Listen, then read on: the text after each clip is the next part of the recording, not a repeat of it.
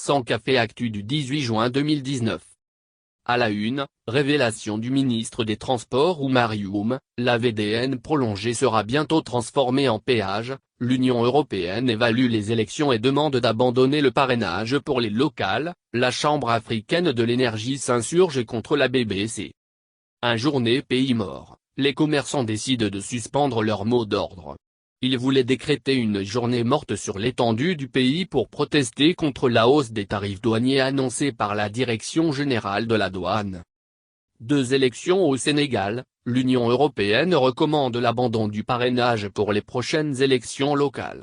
Dans son rapport d'évaluation des dernières élections au Sénégal, l'Union européenne considère que le parrainage est presque impossible à faire pour les locales compte tenu des risques de manipulation des données électorales. 3 contrats pétroliers, le DG de Petrosen Mamadou Faye et l'activiste Babacar Mbaye-Ngaraf entendus hier par la brigade des affaires générales de la DIC, ce matin c'est au tour du journaliste Moutbane de faire face aux enquêteurs avant qu'Atepagou Diaby ne défère à la convocation ce jeudi. 4 dialogues politiques, les différentes parties ont trouvé un consensus sur 8 points sur les 9 concernant les articles qui figurent dans le code de conduite ont été adoptés par les parties prenantes. Le dialogue suit son cours normal selon Cheikh Sarr, représentant de la majorité, et Déthié Faye des non-alignés. Le destinataire du rapport final issu de ce dialogue politique par la commission de concertation, est le seul point d'achoppement entre l'opposition et la majorité.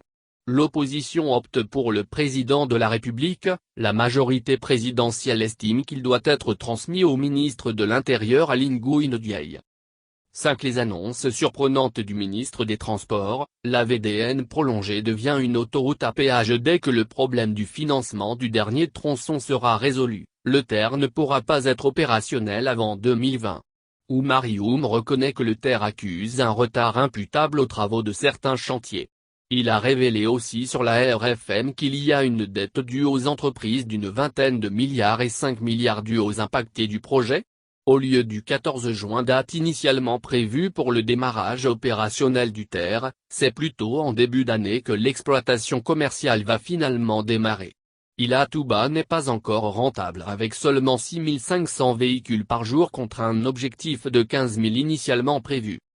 6. La coalition Arline Youbok déroule un nouveau plan d'action. Après sa manifestation de vendredi dernier, les membres de la coalition Arline Youbok dévoilent son nouveau plan d'action ce mardi autour d'une conférence de presse.